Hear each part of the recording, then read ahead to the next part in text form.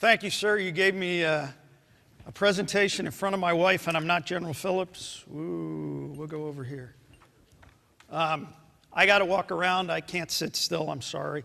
What I'm going to talk about is part of Agile acquisition, but really about how we're trying to transform how we acquire networks and sensors.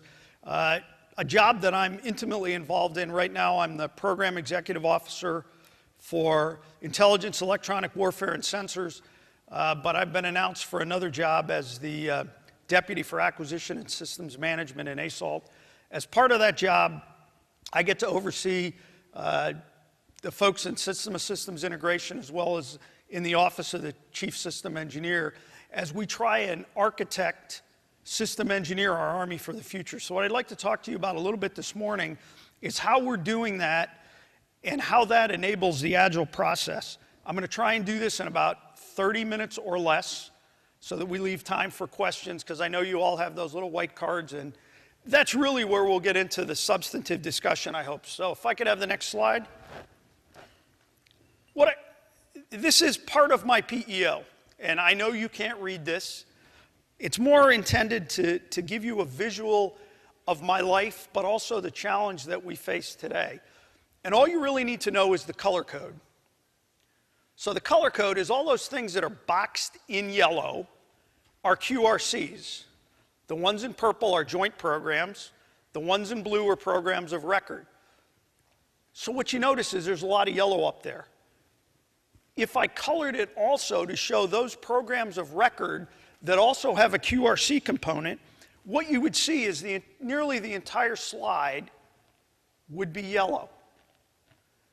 Because we've done quick reaction capabilities on nearly everything in the network sensor domain over the last 10 years. And it's been for exactly the right reasons, to get capabilities to our soldiers on the battlefield today when they need it, as fast as possible. Now, the good side is I think we've done a pretty darn good job of doing that. Today, my PEO has over 40 quick reaction capabilities on the battlefield. That's the good news. Let's look at the flip side of that. The price for getting things done quickly, where the priority was speed, was perhaps we accepted some risk in sustainability in the long term or in interoperability.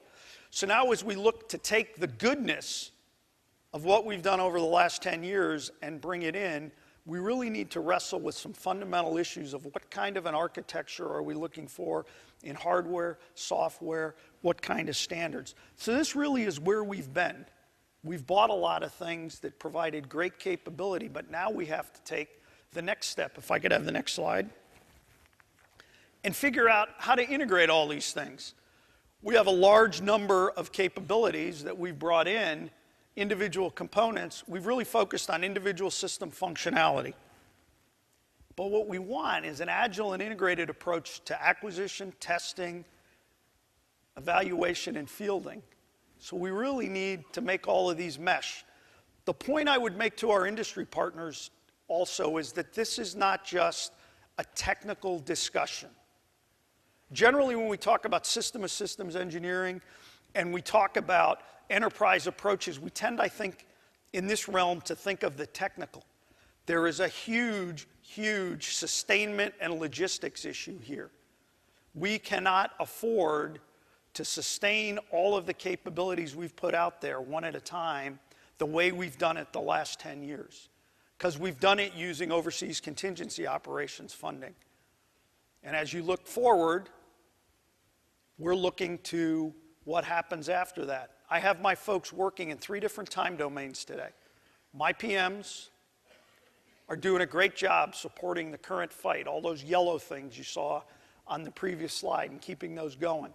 We're still working on performance enhancements to some things we're going to deliver in the next few years, but the president has said we're coming out of Afghanistan in 2014, and they have to plan for the future. So as we look at the POM process, 14-18 is already out of our hands. We're starting to think, we've done our part, the department is working on the 14-18 POM. We need to start thinking about what we're going to put in the future plans for 15 to 19. And that's post our employment in Afghanistan.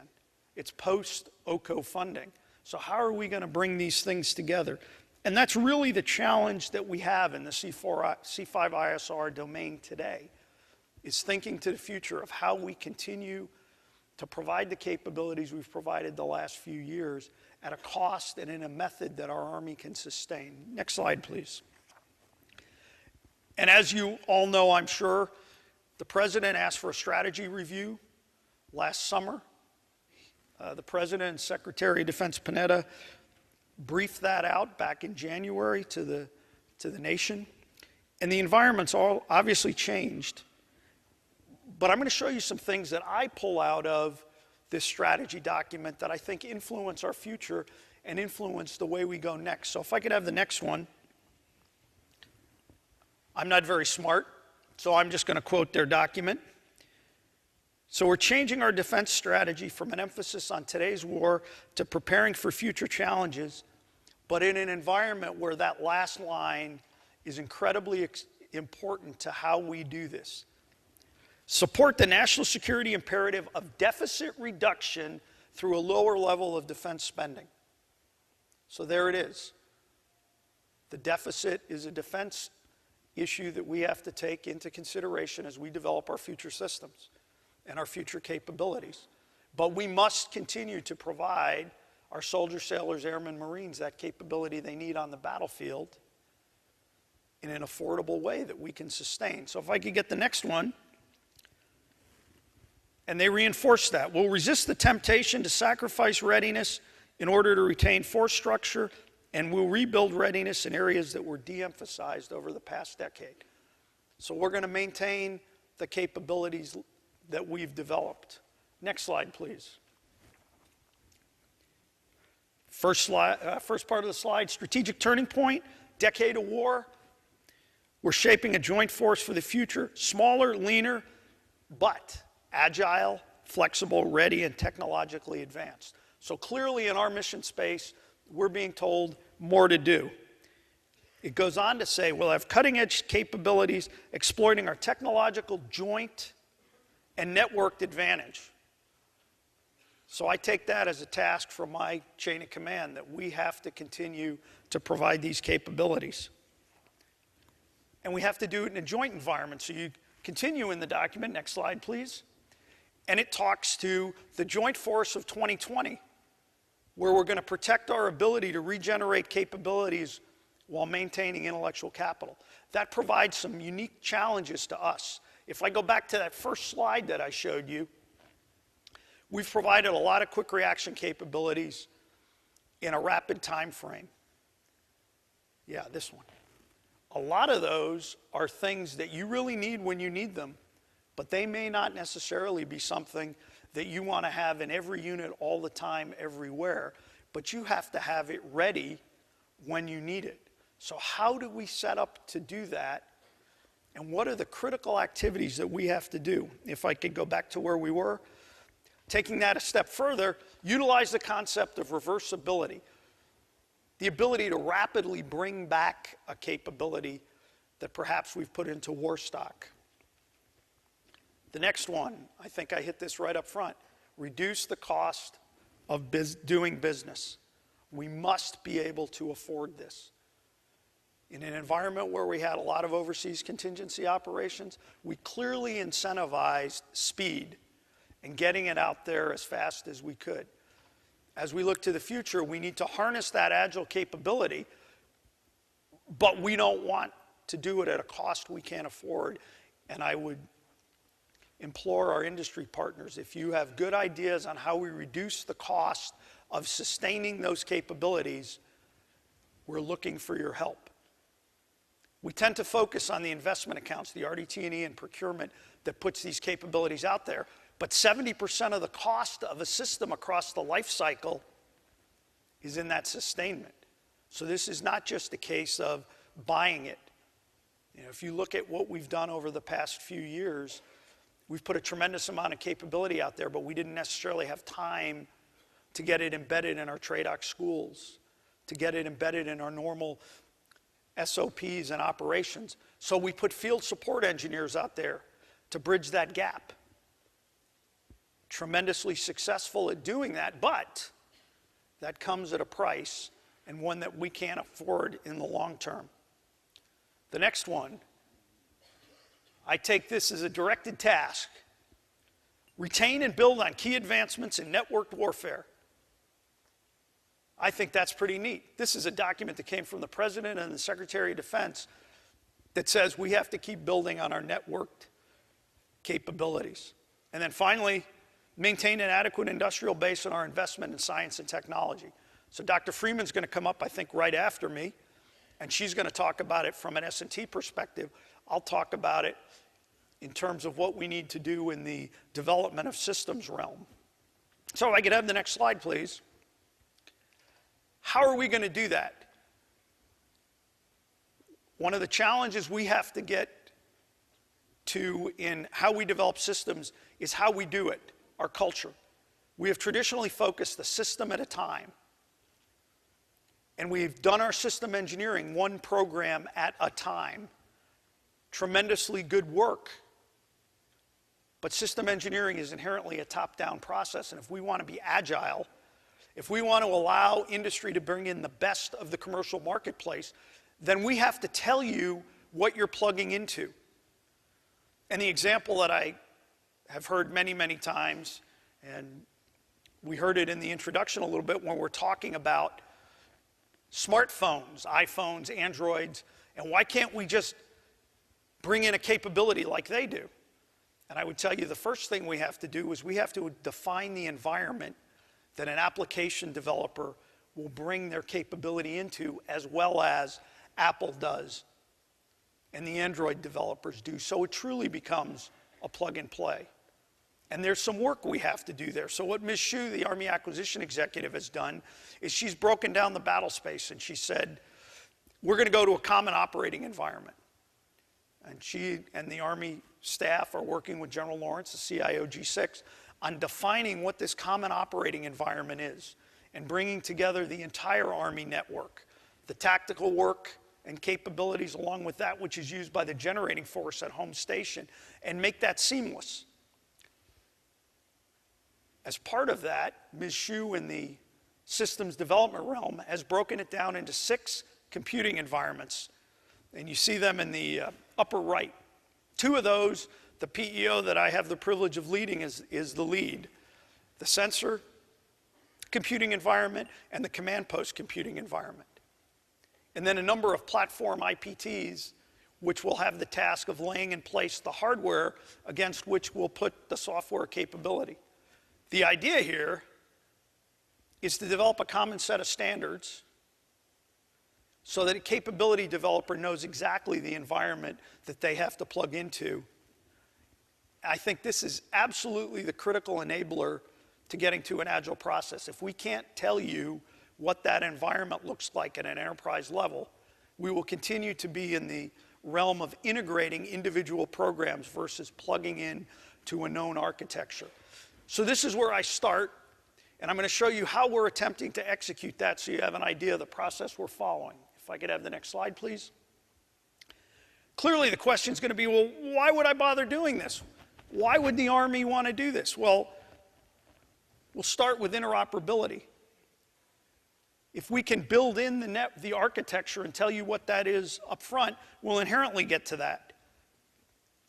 Part of reducing the cost of systems is reducing the training cost. Today we train a system at a time. We would hope we will reduce system complexity by having commonality and look and feel and enable our soldiers to learn more quickly. You know, I tell people that the part of my children's anatomy I see most is the top of their head, because they're always head down working on an iPhone or on an iPad. They get it. They know how to use this stuff if we give it to them in the right form.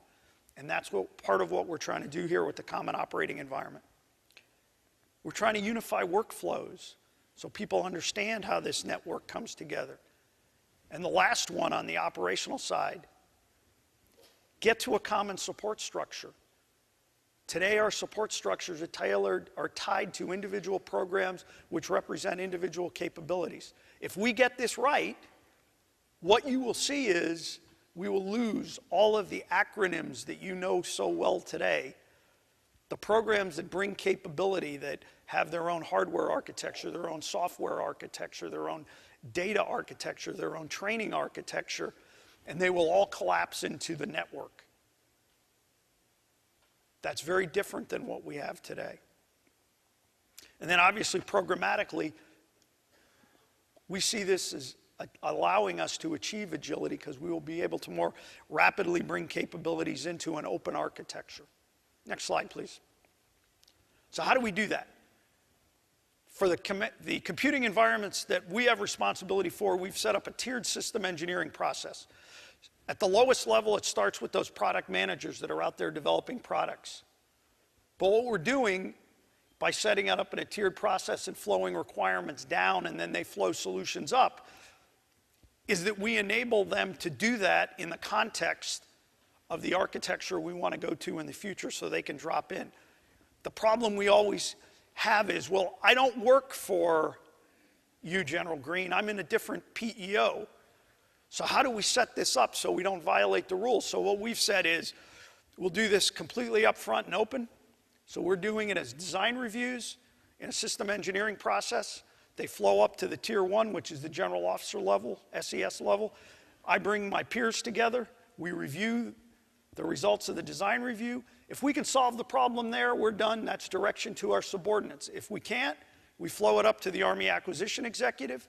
And if in fact it's a problem that ties to an ACAT 1D program or 1AM program in the case of an IT system, then we'll flow it up to the Defense Acquisition Executive. But we are fundamentally going to manage the development of this architecture and these standards at an Army level for that computing environment, so that we build in an integrated framework.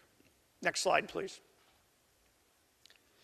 So as you look at this, what we're trying to do is start with an analysis of requirements, classic system engineering, define the increments as we move toward the future, toward that vision, toward that light at the end of the tunnel, take those increments, develop them in each of those various products, spin those out into the NIE, the network integration exercise, where we'll prove out that we in fact have delivered that capability and migrated closer to that future vision, and then do it all over again. So if I can get the next slide. This is a rough overview, and I know the print is small, that's intentional, because I don't want you to get too focused on the specific details, but this shows the increments that we're using in the command post as we move from where we are today to that future. So we're going to start, the first increment is to put the hardware and software on the core mission command and operational systems on one hardware baseline using a virtual machine technology and reducing the footprint of hardware. The second increment, we will focus on the geospatial and the products we use to render graphics to our commanders, and so on as we go across. The idea is when we get all the way to the right, all of those systems that we're all so familiar with that have acronyms that only do one functional thing will go away. Those capabilities will remain and they'll be an integral part of the network, but those particular functional systems will not be there. Obviously, this is an incremental approach over time. We have to do that because we have to continue to provide a capability today in real time. As those increments are developed, we'll test them as a group using both the resources we have at Aberdeen Proving Grounds for the technical test and the NIE to get the operational flavor, and then that goes out as part of our capability sets. And you'll hear more about that in the presentations tomorrow. I know Colonel Promotable Dan Hughes, who does the integration work for us, will be talking, and I know he's going to talk about that. Next slide, please. And he's going to talk about this Agile process lifecycle, the 7 steps. What I'm talking about here, I believe to be a necessary enabler to doing any of this in an Agile manner. Today in industry, I don't think we do a good enough job of telling you the architecture you're going to plug into. That's what we're trying to solve with this problem, to be able to tell you the standards and the architecture you'll go against so you can rapidly deliver and plug in. And Dan will talk more about this, I'm sure, so I won't hit it any more than that. Next slide, please. And one of the beauties of the base realignment and closure, we brought together the C4ISR community at Aberdeen Proving Grounds with beautiful new facilities. We're linked in to all the other major test locations around the country. We want to leverage and build on that synergy to do the technical testing, to do the developmental work at Aberdeen, where we have the Army Test and Evaluation Command, 3 PEOs, the Communications and Electronics Command, and the Research Development and Engineering Command, all in one place, all wired together with tremendous new laboratories. So we've been given the necessary tools we need to do that. If I could have the next slide, please. So this is where I close, and I hope I haven't put you to sleep, and I hope there's lots of white cards coming up. Otherwise, I'll have to give General Stroop a bunch of time back. We really are trying to support the national strategy, and that's why I started with what the President and Secretary Panetta told us. We're not going to have as much money, but we don't get to go backwards. We have to sustain what we've got. So we need to make what we do fit into that envelope. We need to leverage what we've learned in the last 10 years, both about agile processes and development of capabilities, and sustain those capabilities. We're going to develop the architecture and standards that are going to enable this network of the future. And we truly do want to leverage the best of industry and government. And our commitment in what we're trying to do here with the common operating environment and the computing environments is to define for you that architecture so you can do just that, bring us the best of what you have. And with that, the next slide says questions, and I would love to take some. Here come the questions. So to put test to theory, yes, sir. To see how agile you are, I'm not going to let you read the questions. I am going to use a system of systems, and I will transmit the question to you from the great Karnak. You know, I don't know how many of these folks remember Johnny Carson. He's been gone a while, sir. That's just you and me. Just about everybody out there. So the first key question goes to Mrs. Greene. How did he do? Okay. He'll take you out to supper tonight. Sir, she makes her own money, and she'll decide whether I get to take her out or not. The first question is, in your PEO role, is there a bench of young technological personnel from the universities and from industry that want to or could join your team at Aberdeen as interns or junior members to maintain your momentum as the Army grows into the system of systems? And, excuse me, I think the answer clearly is yes. As part of the BRAC transition from Fort Monmouth to Aberdeen Proving Grounds, the downside was we lost a number of tremendously experienced individuals, but we also had the opportunity to bring in a number of younger people. And in fact, we're still bringing some in as we close out the transition. We've moved the commands, we've moved the flags, but we still have some openings that we're filling, and that's allowed us to bring in a number of very smart young people who are clearly digital natives and are key to bringing this forward. So I think we have the next generation. Point one from the audience. As you develop the systems, as you stated, in the enterprise environment, my question is, how do you handle proprietary issues as they seem to appear daily in the high-tech world? Okay, so I think we have two components to that. If we're buying a particular software capability that will plug into our network, we have the choice of buying it as a black box or asking for it to be open. If we're just buying a capability and it's going to be plugged in and it doesn't change the fundamental architecture, particularly the data architecture, we fundamentally get into challenges when people try and change the data architecture, and we're not going to do that. We need to set a standard there and maintain that standard, but if they will play within the standard, then we buy it as a software license, as a COTS item off the shelf. Live from the floor.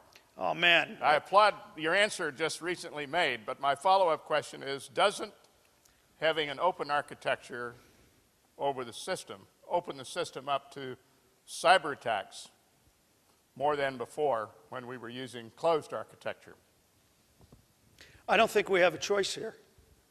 We're going to be under the threat of cyber attacks And I'm not sure that it makes it any better to have a closed architecture. That just means it's harder for us to go find the cyber threats. I'm not sure I equate more cybersecurity to open versus closed. I think what we need to do is follow the appropriate procedures and look into the software we're being given. But some of our biggest, I don't want to say that here. I'll stop there because this isn't a classified forum. Well, this next question comes obviously not from Mrs. Greene, but somebody who is either going to work for you or has high expectations. And it starts off with Major General Greene. It hadn't been confirmed by the Senate. I've just been nominated. Well, maybe it's somebody from Senator Nelson's office here in Florida. We do have a couple of staffers from his office in the audience.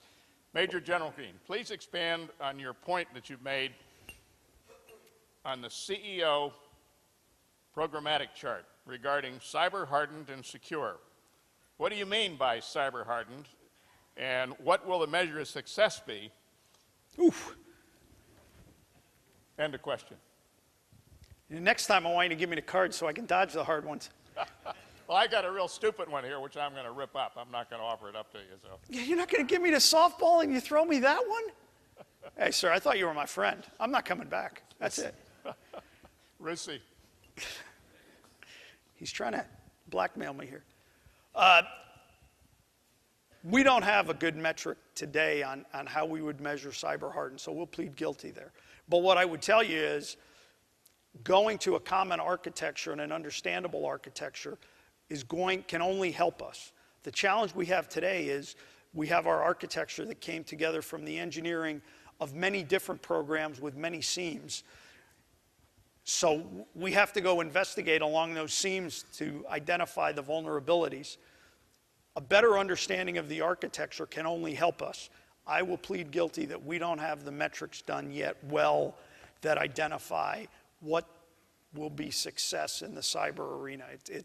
In some ways, it's a negative. If we don't have a successful attack, we did okay, but I understand that what you're really asking is, how are we going to test ourselves to do the best job possible to ensure that an attack will not be successful? And I would tell you that's an area where there's a tremendous amount of work, but we haven't solved that problem yet. The next question is, General Dunwoody talked about the industrial base, followed by the industrial base being brought up as a discussion item in a subsequent panel. How do you assess as to what is the scope and size of your systems industrial base as the PEO that you must rely on? Scope and size. Scope and size. That's sort of like shock and awe. Okay. Scope and size of the industrial base. I promoted you to Brigadier General, but I want to ask that one yet. Well, please, if the senator's staff is here, let's make sure. It hadn't even been confirmed. Brigadier is fine. I'm happy, let's not get ahead of ourselves. Industrial base. The industrial base is a pretty thorny issue because what we're talking about here, really, as we look to the future and you talk to the reversibility, we're starting to work our way through exactly what that means. Many of the things in the domain in which I work, in fact, I would argue probably most of the things, are commercial based. So we need to be able to leverage that commercial base, but we also need to understand the limitations of that commercial base. While they're commercial products, they aren't necessarily sitting on the shelf. So when we talk about the concept of reversibility and being able to regenerate capability, we're going to have to put some of that capability on the shelf. But some of these are items you don't want to put a lot on the shelf. I have no desire to buy a lot of electro-optical, infrared balls to go on towers or on airborne assets to do intelligence work, because they'll be obsolete in 5 years. What I need is enough available so that as we regenerate that capability, it will meet the initial thrust into whatever operation we're going into until the industrial base can kick in. So in the case of commercial items, I think we're going to end up going back the other way, figure out what the industrial lead time is, and as long as there is an industrial base, we'll keep enough on the shelf to support the immediate need and then buy more as we need it. Thank you. The Army has a strong preference for open source software because the Army does not have any initial acquisition cost in this process. Now many DoD organizations are funding the sustainment cost, are finding that the sustainment cost are much higher for COTS products. What's the position of IEWNS on open source versus COTS software from the COE standpoint? We need open architecture. The challenge with open source goes back to the cyber IA question. We're very concerned about open source because that does present us with the challenge of ensuring that in the process of getting open source, we haven't procured something else that might be a threat. So if we're talking open architecture, we're absolutely for open architecture. Open source, I have concerns about because I don't know the source of it, and I may pay a tremendous price trying to get that to where I can get that information architecture accredited. Okay. And the last question. Really? Before the commercial break. Actually, there's a follow-on. Did my wife ask that? Will our future allow for more dollars spent for procurement when clear savings will be generated in the O&S tail? For example, optimize performance against total ownership cost instead of procurement costs. Sounds to me like that's a soft low ball to a PEO. Well, and I think it's a great question. So if we look at what we've been told to improve our business practices. If you read Dr. Carter, who was the Undersecretary of Defense for Acquisition Technology and Logistics and is now the DepSecDef's comments on better buying practices, he would say that we should attempt to find ways to save money across the life cycle, and then that money should be reinvested back in the programs. The challenge from a PEO's perspective is I absolutely support the supposition that you provided, but not necessarily my call. I satisfy requirements with the resources that I'm provided. I give the best estimate I can of how much in the way of resources is required, but the Army has a lot of priorities, and particularly in this time and in these days where the budget deficit is now a defense issue, there are trade-offs and priorities, and somebody else is going to make that decision, and we're going to produce the best product we can with the resources that we've been given. And we may not be able to reinvest those because the Army may, or the Department of Defense may have a higher priority for any dollars we might save. So I agree in concept, but not a decision I get to make in isolation. Is there one more, or am I done? There's one more. Okay. And this is for the audience. When you received your PhD, Sir. did you have to defend your dissertation orally? I did, sir. Well, if I was chair of your committee this afternoon, I would give you an A++ for your message, your answers to low-ball, high-ball, softball questions, and particularly acknowledging the value of the support from your lovely wife. Let's give General Greene a round of applause. Thank you, sir.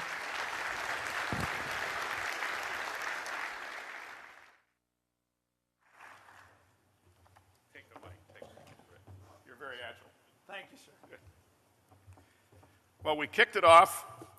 You got a sample of what the future is going to look like from the chart that talked about the new Aberdeen.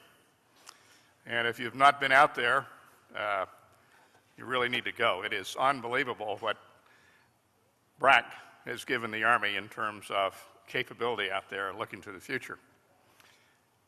In terms of looking to the future, your next presenter this afternoon in her entire career of government service, and in particular her great time with the Army, has been a scientist and engineer that has looked to the future. I also believe from my time on active duty and enjoying time with her, you're going to hear from a visionary, practicing visionary, but somebody that can envision the future, particularly in the areas of science and technology, and has brought new life into the program inside the Pentagon, coming from the field. So Dr. Marilyn, as they say in England, please enrich us with your presentation.